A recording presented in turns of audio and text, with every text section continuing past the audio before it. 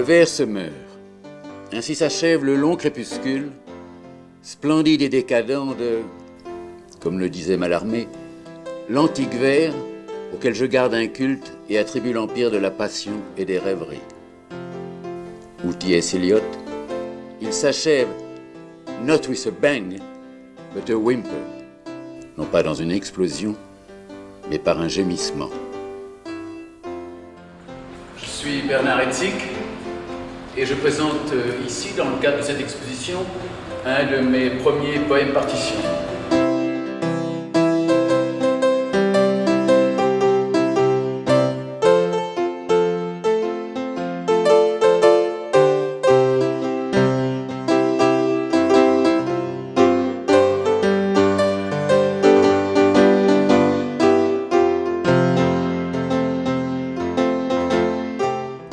Au Canada, ils avaient décidé de nous réunir pour essayer de trouver une définition en commun de ce qu'était la poésie sonore.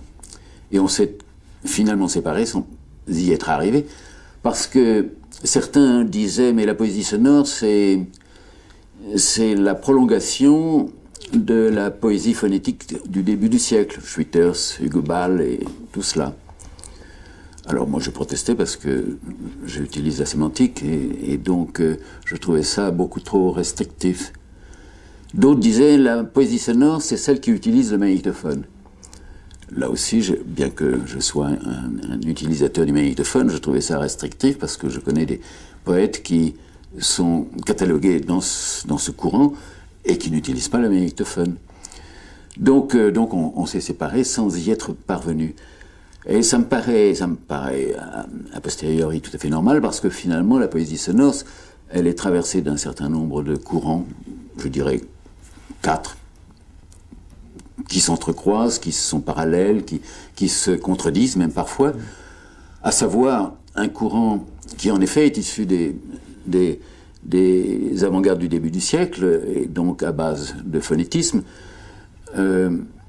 et la Oursonnade de Schwitters, c'est évidemment le chef-d'œuvre auquel on se réfère toujours, et qui a eu ses prolongements dans les audiopoèmes d'Henri Chopin, par exemple, les cré-rythmes de François Dufresne, les exercices vocaux de Démétrios Stratos ou d'autres, Jaap Blanc maintenant, enfin un certain nombre de poètes sonores qui travaille sur des possibilités de la voix comme cela, non pas en tant que chanteur, mais en tant que poète. Alors ça c'est un courant. Ensuite, il y en a un autre qui a utilisé l'électronique au maximum, qui est surtout représenté peut-être par des Suédois, parce qu'ils avaient à leur disposition à Stockholm un studio très tôt, et qu'ils avaient donc la possibilité d'y travailler. Et donc, même s'ils partaient de textes enregistrés, la traversée à travers la machine de ces textes les pulvérisait et il ne restait finalement plus dans toutes ces œuvres que le grain de la voix, qui est autre chose qu'un enregistrement de musique concrète à partir d'objets. C'est le grain de la voix qui est là, et qui donne sa spécificité à ce type de travail, mais il est certain qu'ils sont très proches de la musique, vraiment à la frontière. Ensuite, il y a un troisième courant qui est celui dans lequel je m'inscris, qui est celui qui a travaillé avec, en effet, le magnétophone, mais qui a conservé la sémantique. Et là, on pourrait citer également Brian Gysin, John Giorno et d'autres. Et puis, un quatrième courant qui n'utilise pas le magnétophone, qui joue souvent sur la durée, c'est-à-dire que la lecture d'une liste, par exemple, en se prolongeant volontairement dans une durée extrêmement longue, fait basculer cette liste, ce texte, dans la poésie. Et je pense à des lectures de Paul Armangette, je pense à des lectures, notamment de ses compléments de nom de Michel Métaille, qui, du reste elle-même, précise bien qu'elle ne fait que des publications orales.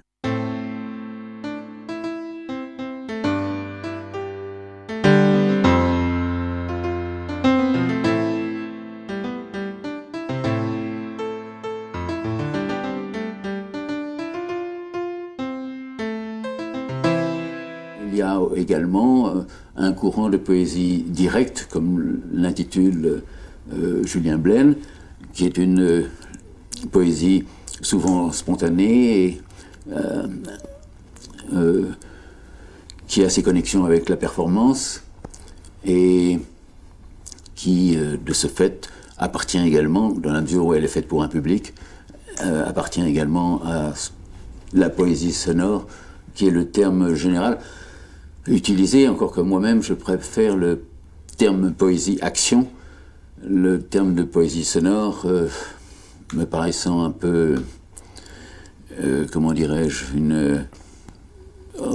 non pas restrictif, mais finalement la poésie est toujours un peu sonore, donc c'est une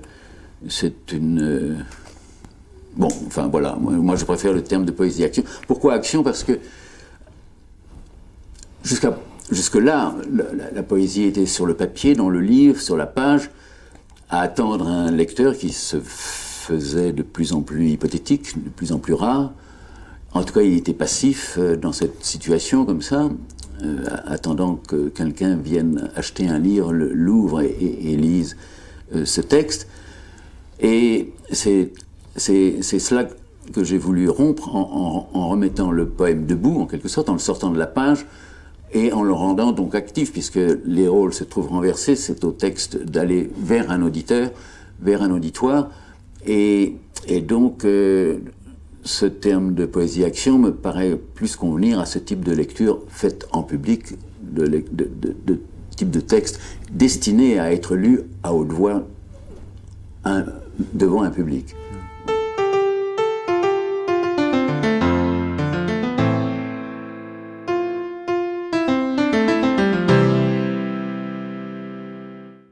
Je pense que les premiers à avoir sorti la poésie des universités, par exemple aux États-Unis, ce sont les poètes de la Beat Generation.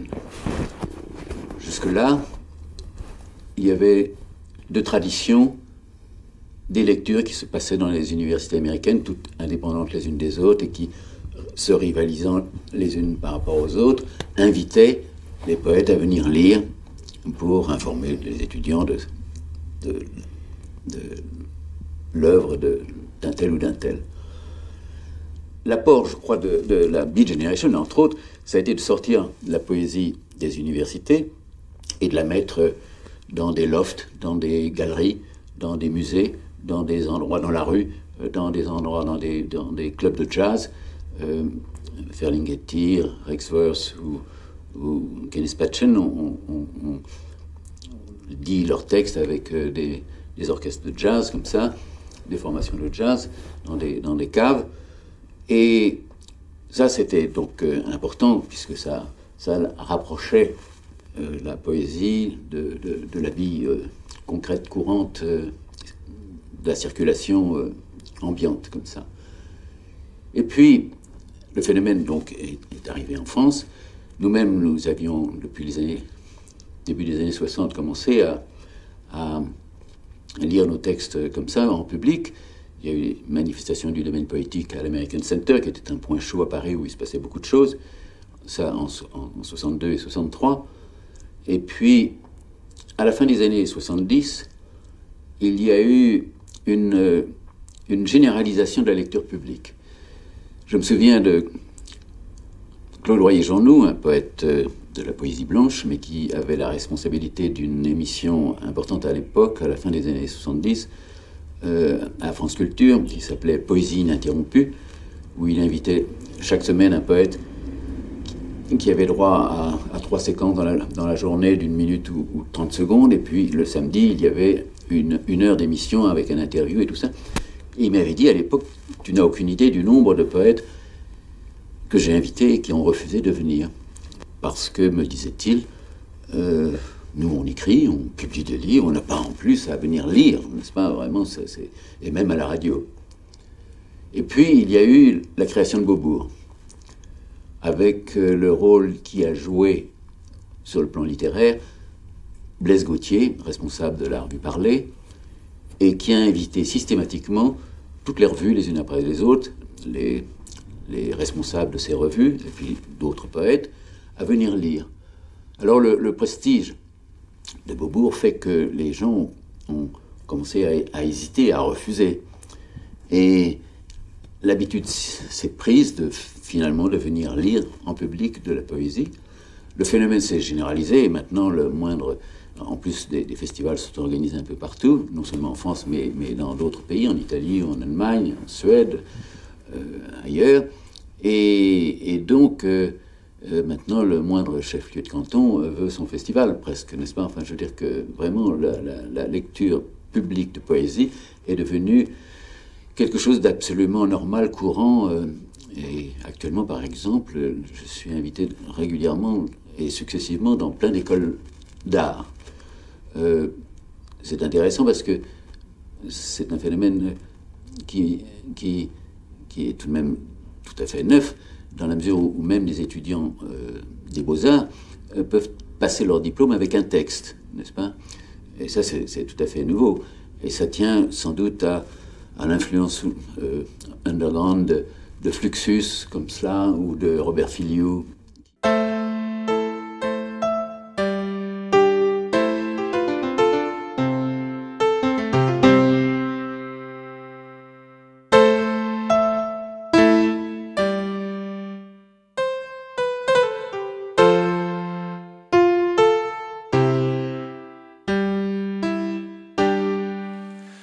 Premier étage, deuxième étage, troisième étage, quatrième étage, cinquième étage, sixième, septième, huitième étage, neuvième étage, dixième, onzième étage, douzième étage,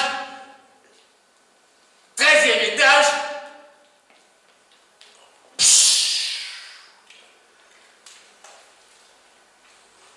Sous-sol. En décembre 62, dans une galerie, j'ai vu une petite affichette, enfin un prospectus comme ça, dont la typographie m'a intrigué. Elle était très étrange, surtout pour l'époque, comme cela, et c'était l'annonce d'une manifestation qui se passait à l'American Center toute une semaine et dont le titre était Flux Forum. Alors j'ai regardé, chaque soir il y avait donc différentes manifestations. Je ne connaissais aucun des noms, sauf la dernière soirée, mais qui, elle, changeait de nom, celle du samedi. Ça s'appelait la Poésie ouverte, domaine poétique. Et je connaissais François Dufresne, précisément, et apparemment l'organisateur de cette dernière soirée, qui était Jean-Clarence Lambert. Et les autres m'étaient inconnus. Alors j'ai, intrigué par cette affiche, et quand même sous la caution de l'American Center, où il se passait beaucoup de choses intéressantes, j'ai décidé d'y aller dès le lundi, et je suis tombé sur la 3e manifestation de Fluxus, qui, après Wiesbaden, où ils avaient fait leur premier concert, et ensuite Copenhague, débarquait à Paris. Alors il y avait là Matt Schunas, le boss de Fluxus, Alison Knoll, Dick Higgins et d'autres. Et j'ai été tout à fait, je dois dire, fasciné par ce que je voyais. Je me suis dit, mais voilà exactement comment je voudrais voir la poésie sur scène. C'était très, très, très, très rigoureux, très économe, n'est-ce pas? Cela pouvait jouer sur la durée. Il y avait des pièces extrêmement longues qui jouaient sur votre capacité de résistance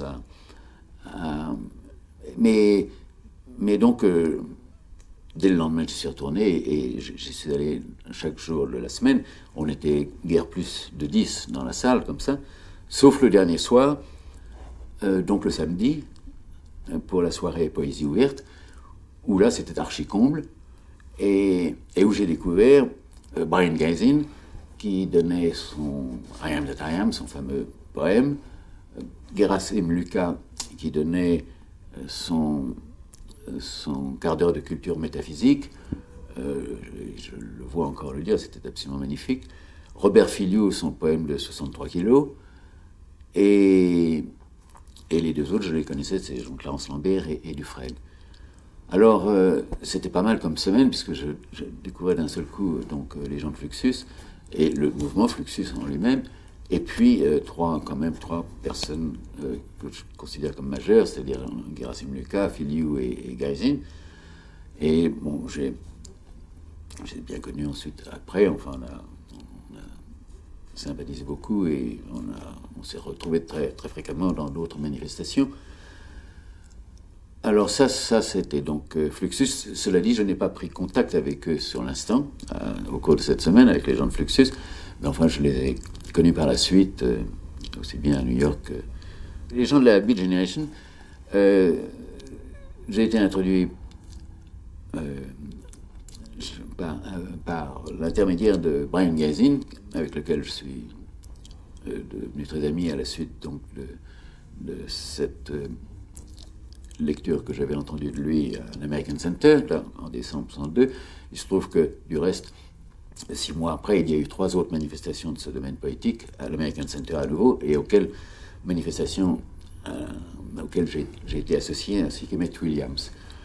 Alors, c'est intéressant parce que se retrouvaient donc dans ces manifestations de l'American Center, à la fois donc Fluxus, c'était Filiu, qui était très proche d'eux, et Emmett Williams, la poésie concrète. Emmett Williams est le premier à avoir fait une anthologie de la poésie concrète, la poésie sonore avec Dufresne et moi-même et Gaisin, la Beat Generation avec Gaisin, proche de William Burroughs, et du reste, lors de ces manifestations donc en 63 du domaine poétique, on a fait entendre, il n'était pas là, mais on a fait entendre un fragment du Naked Lunch dit par William Burroughs lui-même.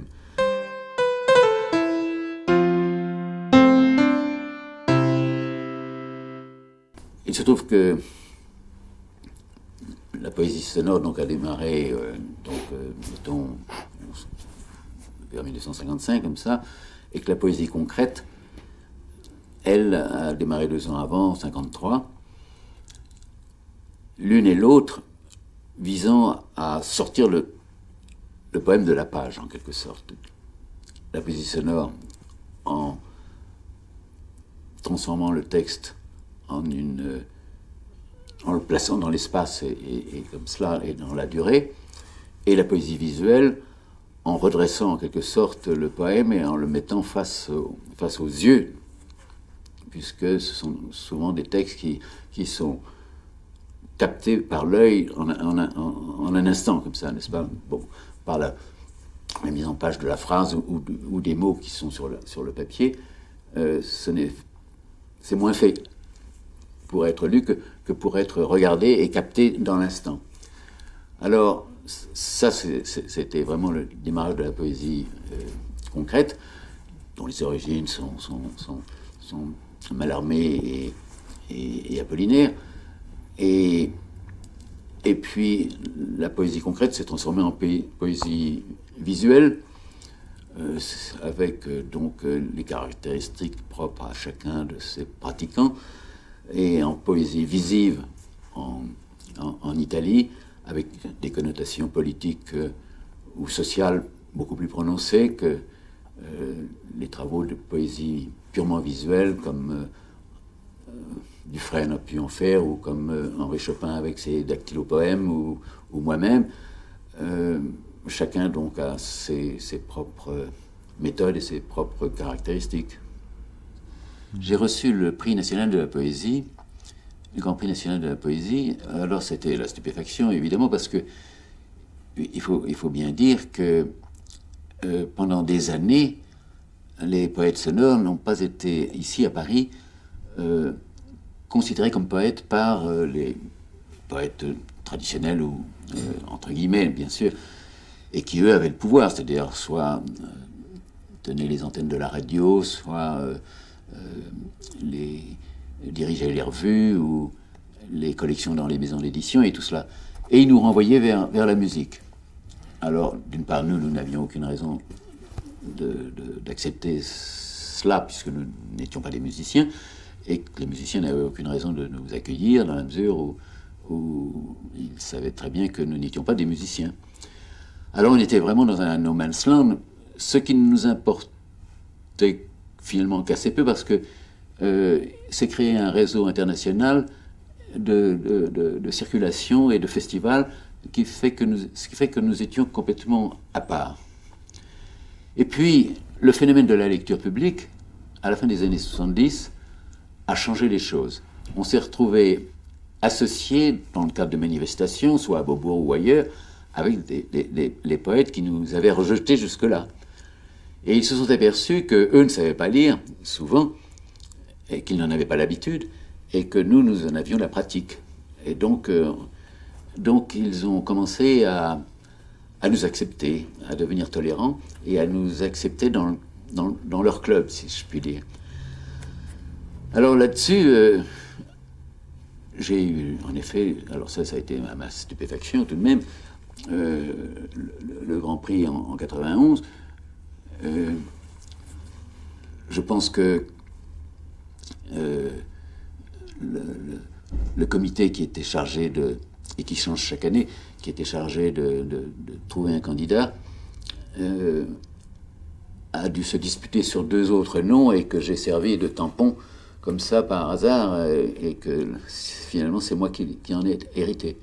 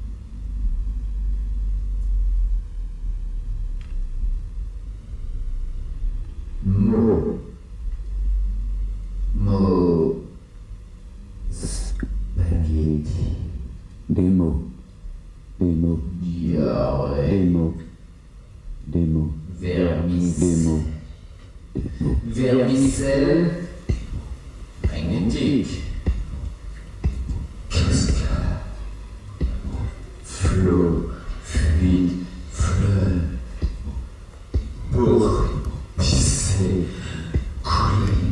couler sans fin, et puis, se vautrer dans l'ambiguïté. Faut de mieux, jusqu'à l'extase. Faut de damas, de pitons, de points fixes. Faut, jusqu'à plus soif, aveuglément. Non, pour ne rien dire. Allez, rien. Comment savoir? Non. Tandis que cela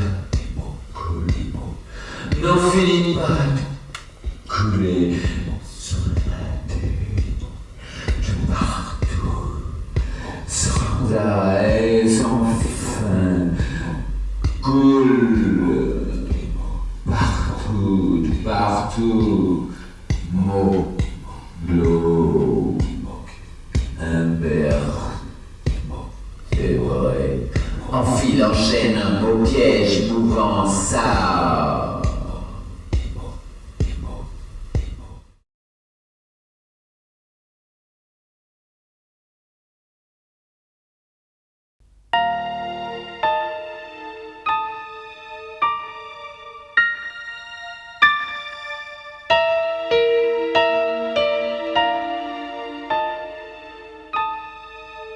Dieu sait si j'ai été proche d'Henri Chopin, n'est-ce pas, depuis l'origine, et que je l'ai aidé pour sa revue Où et tout ça, enfin bon, et qu'il était devenu un peu du reste notre éditeur, de façon internationale, comme ça, de ce courant, avec sa revue Où et les disques qu'il a fait.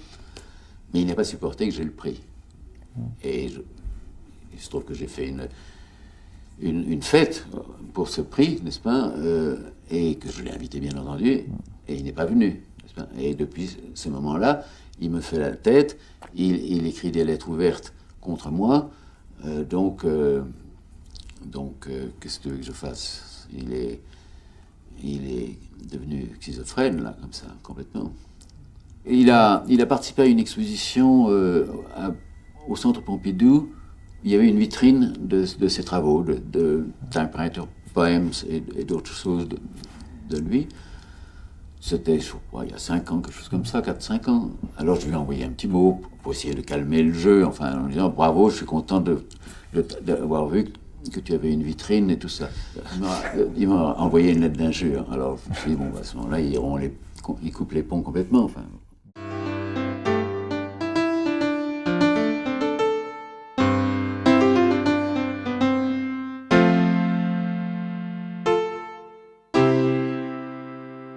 Je participe à des expositions parce que je fais des écritures collages comme ça, en utilisant soit des circuits intégrés, soit de la bande magnétique et les amorces de bande, qui sont donc mes instruments de travail. En 1973, j'avais trouvé à Canal Street, par exemple, toute une série de circuits intégrés.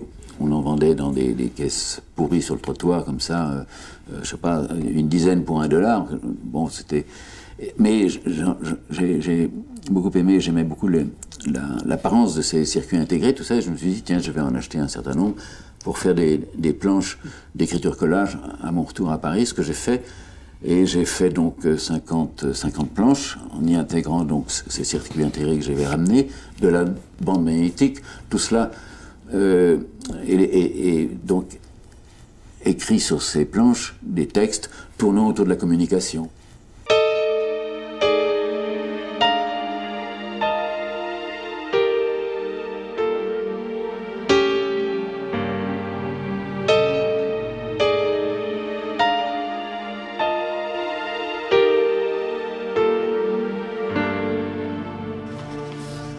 Ça, c'est le récit d'une lecture que j'ai fait de Vaduz à l'Élysée-Montmartre, qui est à Paris le temple de la musique rock. Et j'avais été invité à lire un texte en première partie d'un concert d'une chanteuse anglaise qui s'appelle Anne Clark.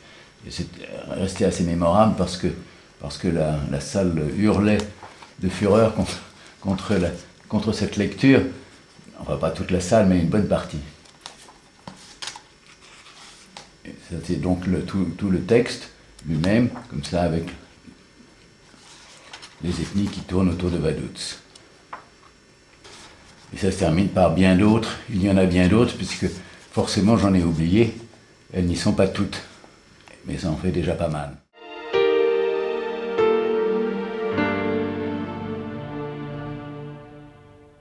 Après réflexion, je me suis dit, mais dans le fond, le Liechtenstein est peut-être le plus petit pays au monde, donc je vais prendre sa capitale, Vaduz, comme centre de l'univers. J'ai pris une grande carte, et autour de Vaduz, comme point central, j'ai fait des cercles d'égale largeur, comme cela. Et puis, ensuite, dans ces cercles, j'ai inscrit non pas les nationalités sur lesquelles je passais, mais tous les noms d'ethnies que j'ai pu trouver et dans des livres d'une part, et puis principalement au musée de l'Homme à Paris. Autour de Vaduz, il y a des Suisses. Autour de Vaduz, il y a des Autrichiens. Autour de Vaduz, il y a des Allemands. Il y a autour de Vaduz des Tyroliens. Il y a des Saxons.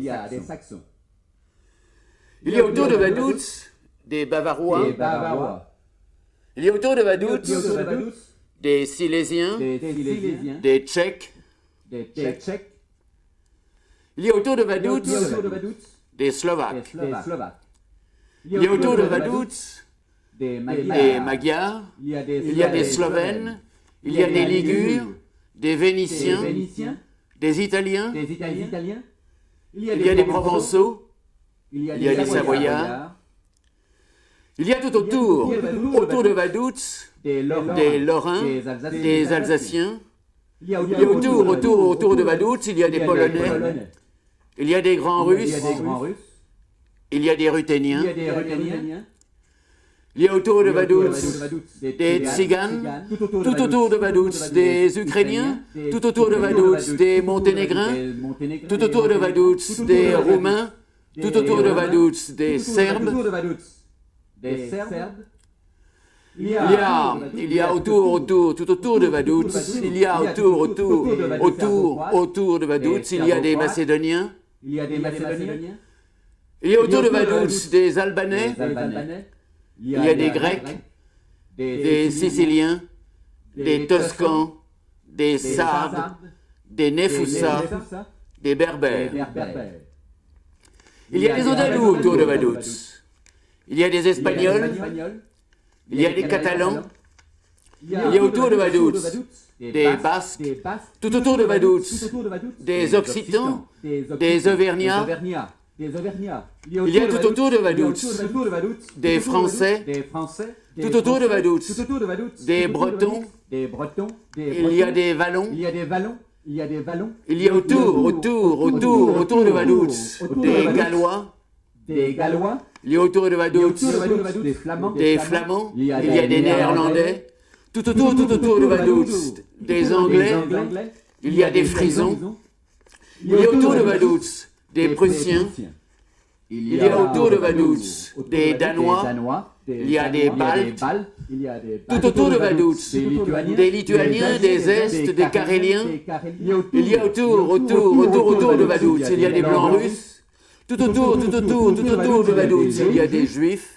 Il y a tout autour de Vaduz des Finlandais, il y a tout autour de Vaduz des Velkorussiens, des Biélorussiens, il y a des Tchérénis, il y a autour de Vaduz des Kirghizes, il y a autour de Vaduz des Oudssouls, il y a autour de Vaduz des Kashoubs, il y a tout autour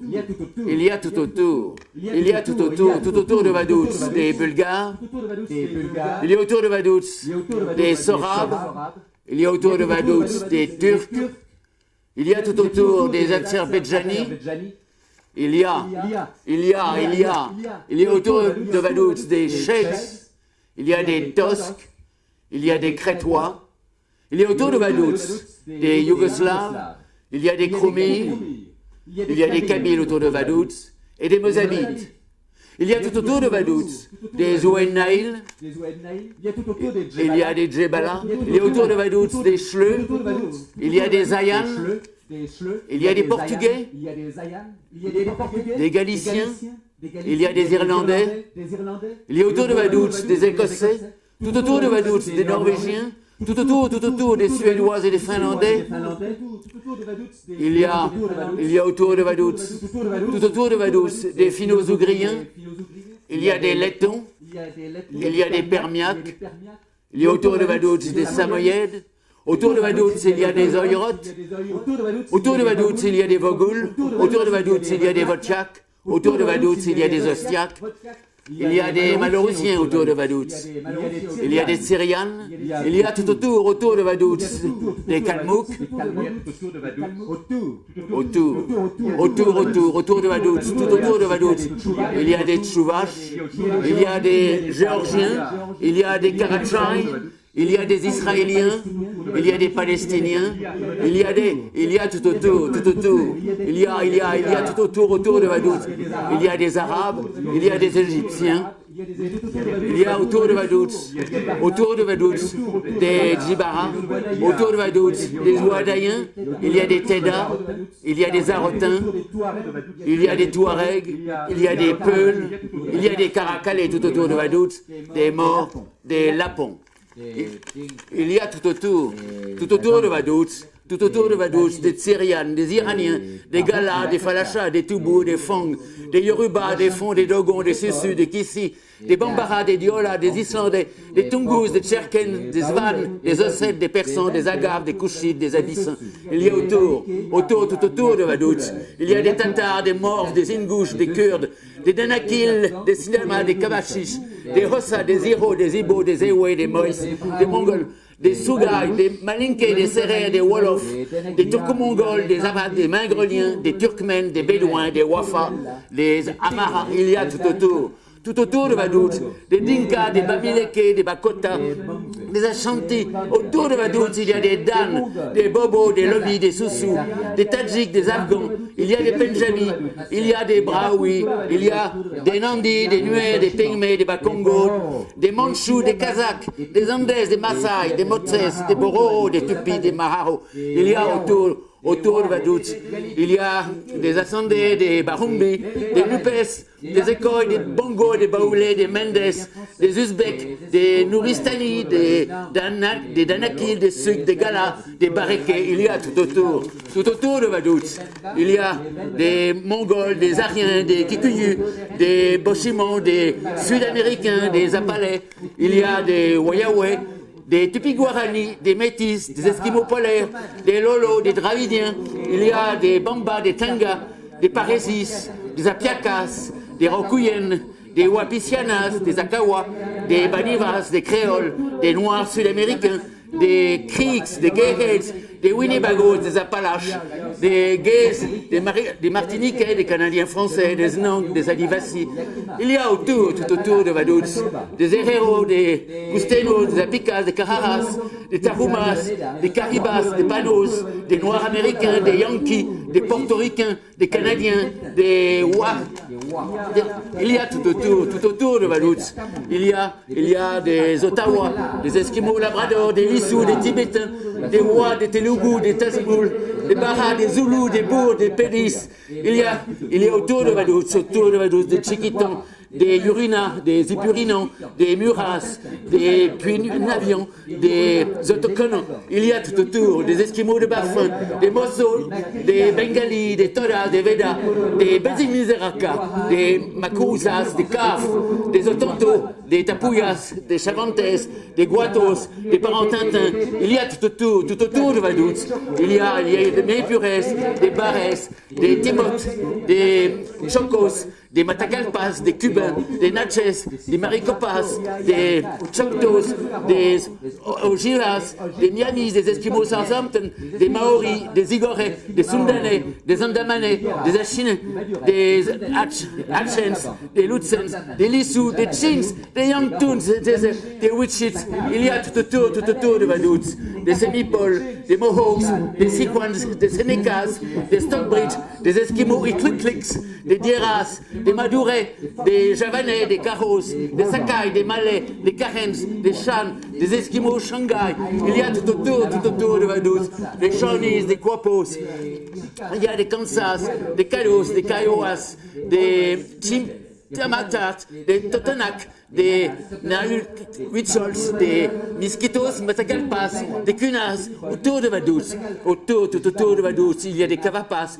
Autour de Vaduz, il y a des Esquimaux caribous. Autour de Vaduz, il y a des Guanicos, des Cariraunas, des Panches, des Kitus, des Pébans, des Guatsis, des Man, des Jibaros, des Pimas, des Runanos, des Roussas, des Pobleos, des Saux, des Navarros, des Iowa, des Illinois, des Gros Ventres, des Fox. Il y a tout autour de Vaduz.